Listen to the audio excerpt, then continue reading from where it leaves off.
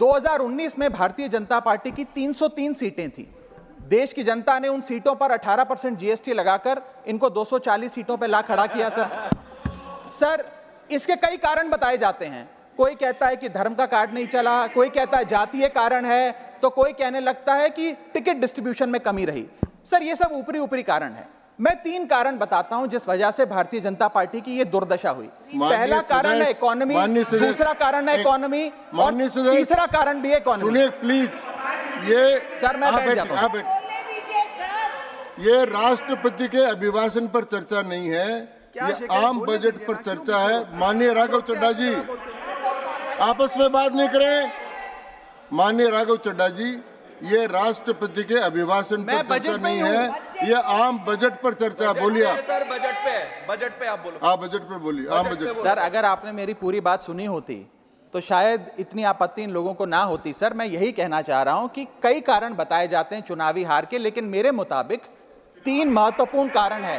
पहला कारण इकोनॉमी, दूसरा कारण इकोनॉमी, और तीसरा कारण भी इकोनॉमी। मैं इकोनॉमी की बात कर रहा हूं, चुनावों की बात नहीं कर रहा। सर पहला कारण, सर मैं बैठ जाता हूं। सर, इनको चिल्लाने दीजिए, मैं बैठ जाता हूं। सर, माननीय सदस्य बैठिए। जब आपका समय आए तो आप बता देना दिल्ली में कैसे आ रहे। अभी उनको बोलने दीजिए, बोलिए। अभी उन्होंने बना दिया है। बोलिए। सर, पहला कारण हार का है रूरल इनकम एंड इन्फ्लेशन।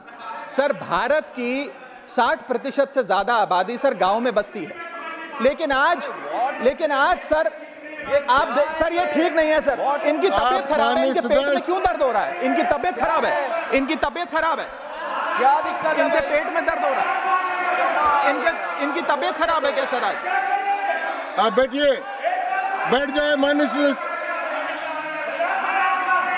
कृपया बैठे, बैठ जाए। मन कृपया बैठे।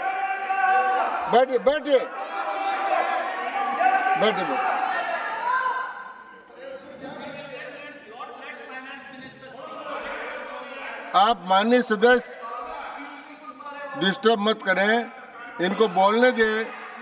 आपको बोलने का अवसर मिलेगा, अब इनको बोलने दें। हाँ सर, मैंने 2.5 मिनट बोला, उसमें 5 बार इन्होंने इंटरप्ट किया। मैं अपना समय सूद समेत इनसे वसूलूंगा। सर मैं आगे चलता हूं। सर, इस देश में सर पहला मेरा कारण था, ब्याज की आदत ठीक नहीं है sir, rural income and inflation. Sir, आज rising rural inflation, rural unemployment, low crop yield, income inequality, farmer debt, high input cost, low income, no MSP और क्रॉप लॉसेस के चलते यह आलम है सर कि रूरल इनकम ग्रोथ वित्तीय वर्ष 23-24 में डेकेडल लो पे। और सर, इसी के साथ साथ किसानों की आय दुगना करने का वादा था, स्वामीनाथन कमीशन के अनुसार एमएसपी देने का वादा था। वो वादे जब पूरे नहीं हुए तो आलम यह है सर कि पिछले 25 महीने लगातार रियल रूरल वेजेस डिक्लाइन पर हैं लगातार। और इसके साथ साथ यूपीए के दौरान, कांग्रेस पार्टी की सरकार के दौरान फार्म वेजेस में 8.5% का इजाफा देखा गया था। एनडीए 1 के दौरान 3% और एनडीए 2 के दौरान -0.6% का इजाफा देखा गया, यानी कि रूरल वेजेस गिरती जा रही हैं। सर, मैं ऐसे साधारण भाषा में समझाता हूं। सर 2014 में एक दिहाड़ी मजदूर एक दिन की अपनी दिहाड़ी से 3 केजी अरहर की दाल खरीद सकता था। सर आज वही दिहाड़ी मजदूर वर्ष 2024 में एक दिन की दिहाड़ी से 1.5 केजी अरहर दाल खरीद पा रहा है, यानी कि महंगाई भी बढ़ रही है और उसकी आमदनी भी घट रही है। इसका नतीजा क्या हुआ सर? इसका नतीजा यह हुआ कि इनका वोट शेयर घटा। रूरल एरियाज में 5% भाजपा का वोट शेयर घटा। इनके खुद के यूनियन एग्रीकल्चरल मिनिस्टर चुनाव हार गए और 398 रूरल सीट्स में से 2019 में इनको 236 मिली थी, आज 398 सीट्स में से इस बार मात्र 165 सीटें मिली हैं, यानी कि रूरल इंडिया में इनको नकार दिया गया है। सर दूसरा मेरा जो आज देश में आर्थिक स्थिति है जिसके कारण इनकी भी ये चुनावों में दशा हुई, उसका है फूड इन्फ्लेशन। सर थाली का बजट बिगड़ गया। सर आटा हो, दूध हो, चावल हो, दही हो, हर वस्तु पे महंगाई का आलम है, जीएसटी का आलम है और लगातार इस देश में फूड इन्फ्लेशन बढ़ता जा रहा है।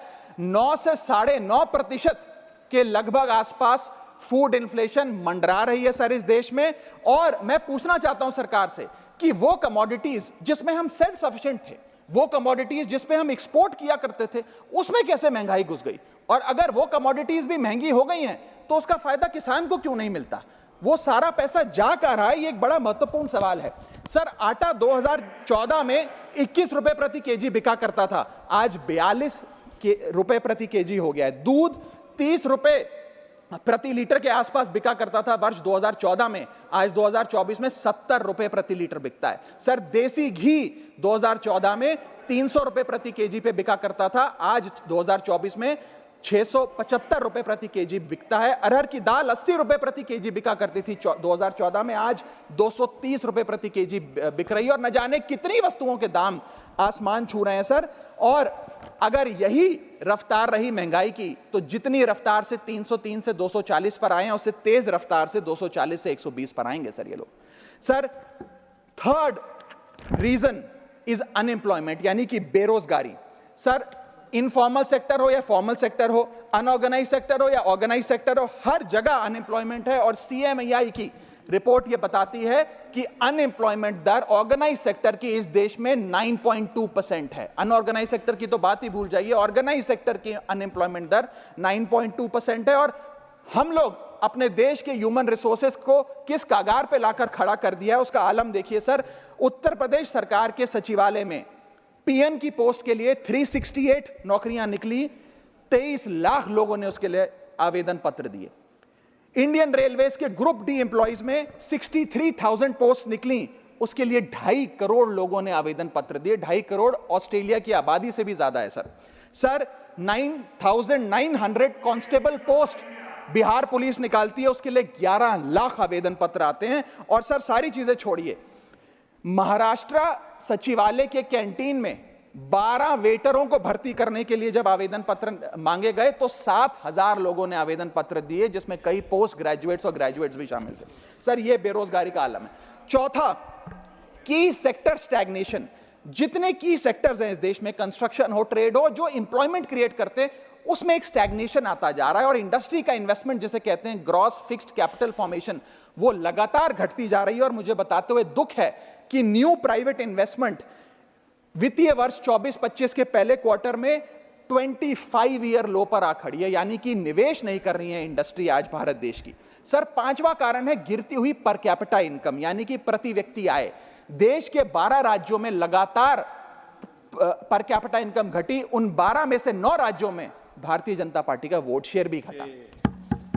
छठा कारण, decline in financial savings and rising debt burden on the Indian household, यानी कि एक औसतन भारतीय परिवार का कर्ज बढ़ता जा रहा है और उसकी सेविंग्स घटती जा रही हैं। फाइनेंशियली हम लोग फ्रेजाइल होते जा रहे हैं। और ये रिजर्व बैंक ऑफ इंडिया के गवर्नर ने खुद कहा कि सेविंग्स बैंक अकाउंट खातों में से सेविंग्स गायब होती नजर आ रही हैं। हमारा net financial savings to GDP ratio वो घट रहा है, हाउस होल्ड सेविंग्स वो घट रही हैं, और लगातार सेविंग्स में डिक्लाइन देखा गया। और मैं सिर्फ बुराई नहीं करना चाहता, मैं सुझाव भी देना चाहता हूं। मैं आने वाले अपने भाषण के भाग में 8-10 महत्वपूर्ण सुझाव भी सरकार के लिए लाया हूं। देश हित में, देश की अर्थव्यवस्था के हित में सुझाव देना चाहता हूं। पहला सुझाव, index minimum wages with inflation, यानी कि न्यूनतम मजदूरी आय को बढ़ती महंगाई के साथ जोड़िए।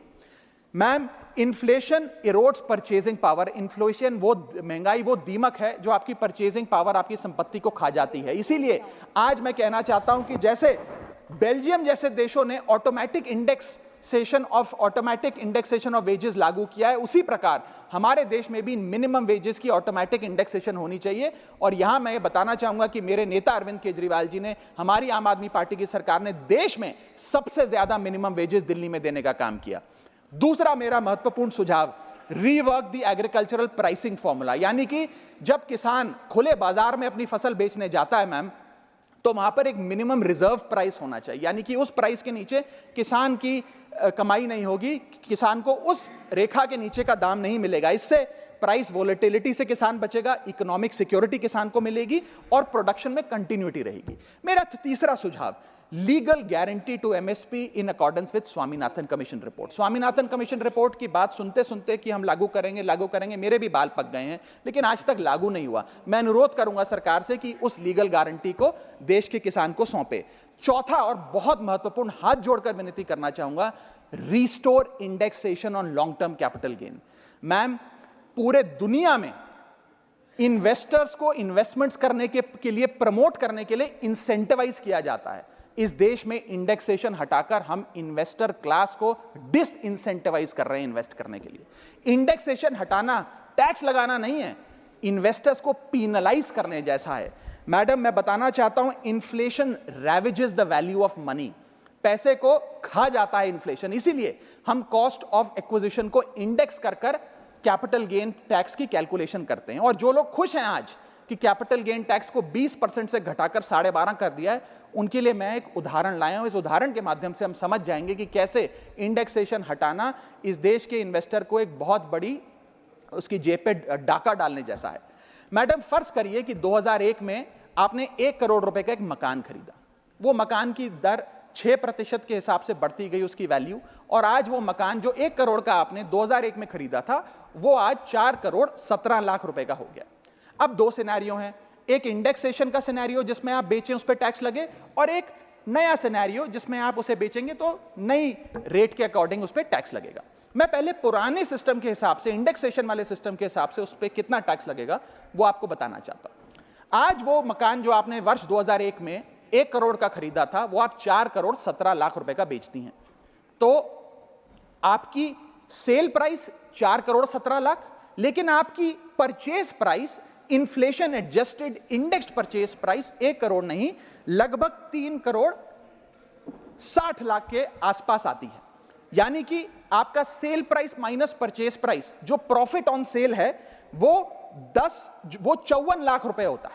उस 54 लाख रुपए पर 20% के अकॉर्डिंग आप पे टैक्स लगता है। यानी कि इंडेक्सेशन वाले फॉर्मूले से आपको कुल टैक्स 10,80,000 रुपए देना पड़ता है। मैं राउंड ऑफ करके 11 लाख रुपए कहता हूं। लेकिन जो नई व्यवस्था है जिसमें इंडेक्सेशन आपसे छीन लिया गया है, उसमें sale price 4 crore 17 lakh, cost price 1 crore, मुनाफा 3 करोड़ 17 लाख, उस पर 12.5% टैक्स, यानी कि टैक्स कुल मिलाकर आपका बनता है 39,62,000। यानी कि नई व्यवस्था में वही 1 करोड़ का मकान अगर आप बेचेंगे आज 4 करोड़ 17 लाख का, तो आपको लगभग 40 लाख रुपए टैक्स देना पड़ेगा, और पुरानी व्यवस्था में आपको मात्र 11 लाख रुपए टैक्स देना पड़ेगा। यानी कि 40 माइनस 11 लगभग 29 लाख रुपए का एडिशनल टैक्स आपको देना पड़ेगा मात्र 1 करोड़ रुपए के प्लॉट की सेल पर। यह है इंडेक्सेशन का खेल। इसीलिए indexation long term capital investments के लिए अति आवश्यक है। मैं सरकार से अनुरोध करूंगा कि उसे ना हटाएं,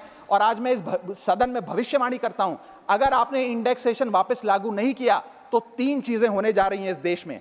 पहला, रियल एस्टेट में इन्वेस्टमेंट गिरने वाली है और लोग अपना ड्रीम होम कभी नहीं खरीद पाएंगे।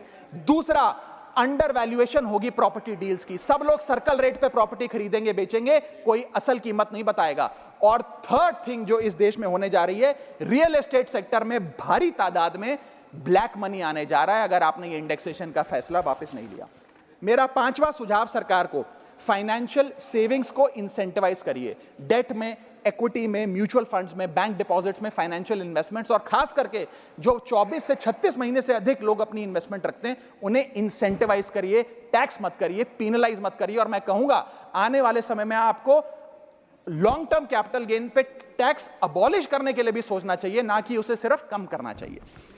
छठा मेरा सुझाव, review, revise and simplify GST.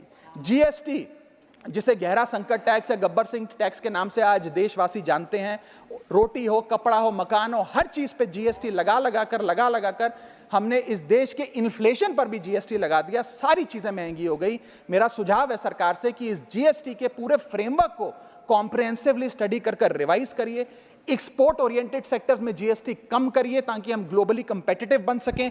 SME sector जो नौकरियां देता है, छोटे उद्योग हैं, उसमें जीएसटी कम करिए। और एसेंशियल कमोडिटीज, दूध, दही, चावल, रोटी, चावल, आटा, उस पर कम से कम जीएसटी विड्रॉ करिए। मेरा 7वां मेरा सुझाव, give more to states. India is a union of states. States की जेब में थोड़ा पैसा डालिए। कोलिशन पॉलिटिक्स के कंपल्शन हम समझते हैं कि आपको बिहार को, आंध्र प्रदेश को ज़्यादा पैसा देना था, लेकिन उन राज्यों ने जिन्होंने आपको भरपूर वोट दिया, गुजरात ने, दिल्ली ने, मध्य प्रदेश ने, उड़ीसा ने, झारखंड ने, छत्तीसगढ़ ने, जिन लोगों ने अपने राज्यों की लगभग सारी सीटें आपकी झोली में डाल दी, उनसे क्या गलती हुई? उन राज्यों को आपने दिया एक एक झुंझुना और बाकी 2 राज्यों को पे सब कुछ लौटा दिया। तो ये डिस्क्रिमिनेटरी फेडरलिज्म नहीं होना चाहिए, कोऑपरेटिव फेडरलिज्म होना चाहिए। ये गुहार में लगाना चाहूंगा। और इस सरकार को एक बुरी आदत है सेस और सरचार्ज लगाकर पैसा वसूलने की। सेस और सरचार्ज वो टैक्स है सरकार का जिसे उन्हें राज्यों के साथ बांटना नहीं पड़ता, वो डिविजिबल पूल में नहीं जाता। इसीलिए सरकार सेस और सरचार्ज लगा लगाकर आम आदमी से पैसा वसूलती है। मैडम, अगर केंद्र सरकार 100 रुपए कमाती है तो उसमें से 18 रुपए सेस और सरचार्ज के जरिए कमाती है, यानी कि मात्र 82 रुपए, 100 में से 18 हटा दीजिए, 82 रुपए डिविजिबल पूल में जाता है जो राज्यों में बांटा जाता है। 18 रुपए सीधा सरकार की जेब में जाता है। मैं अनुरोध करूंगा कि सेस और सरचार्ज की या तो इस प्रथा को बंद करें या वो भी डिविजिबल पूल में डालकर स्टेट्स के साथ बांटे। मेरा 8वां सुझाव, जीएसटी कॉम्पनसेशन जो राज्यों के लिए बंद कर दिया गया है उसे कम से कम 5 साल और दीजिए। कई ऐसे राज्य हैं, तमिलनाडु है, महाराष्ट्र है, पंजाब है, गुजरात है, जिनकी अर्थव्यवस्था आज जीएसटी कॉम्पनसेशन के पैरों पे खड़ी हुई है, जो आज हमारे बजट का 10 से 15% हिस्सा इनकम का जीएसटी कॉम्पनसेशन से आता है। मैं अनुरोध करना चाहूंगा सरकार से कि कम से कम 5 साल और जीएसटी कॉम्पनसेशन देकर इन राज्य सरकारों की मदद की जाए। और अंत में बस मैं यही अपनी बात बोलकर खत्म करूंगा मैडम, कि इस बजट ने टैक्स बढ़ा बढ़ाकर इस देश के आम आदमी के खून चूसने का काम किया। मैं अनुरोध करूंगा कि डायरेक्ट टैक्स हो या इनडायरेक्ट टैक्स हो, इस पूरी व्यवस्था पे एक बार फिर से गौर फरमाया जाए। जो मैंने शुरुआत में कहा था उसे दोहराऊंगा, हम 10 रुपए अगर कमाते हैं तो उस पर 3-3.5 रुपए इनकम टैक्स लगता है, उस पर 2 से 2.5 रुपए जीएसटी खा जाता है, 1.5 रुपए का कैपिटल गेन टैक्स लगता है, आधे पैसे का सरचार्ज और सेस लगता है, यानी कि 10 रुपए में से 6 से 7 रुपए सरकार की जेब में चले जाते हैं। यानी कि अगर आप साल में 10 रुपए कमा रहे हैं तो 7 से 8 महीने की जो आपकी कमाई है वो सरकार ले जाती है, मात्र 3-4 महीने की कमाई आपकी जेब में आती है, और उस पर भी अन्य प्रकार के टैक्स लगते हैं। और उसके बदले में हमें कोई सुविधाएं नहीं मिलती है, ना ट्रांसपोर्ट, ना हेल्थ केयर, ना कोई इंफ्रास्ट्रक्चर, कोई ऐसे जैसे और बड़े बड़े विकसित देशों में, United states of America, United kingdom, European countries में जो हाई टैक्स रिजीम्स मानी जाती हैं, उनमें नागरिकों को सुविधा दी जाती है, लेकिन उसके बदले में दिल्ली में, हिंदुस्तान में, देश भर में कोई ऐसी सुविधा केंद्र सरकार नहीं देती है। इसीलिए यह कहा जाता है that we impose taxes like the Europeans do to get services like sub Saharan countries. मैं अनुरोध करूंगा सरकार से कि इस टैक्स फ्रेमवर्क को, डायरेक्ट हो या इनडायरेक्ट टैक्स हो, उसका भी एक कॉम्प्रिहेंसिव रिव्यू करे। बहुत बहुत शुक्रिया।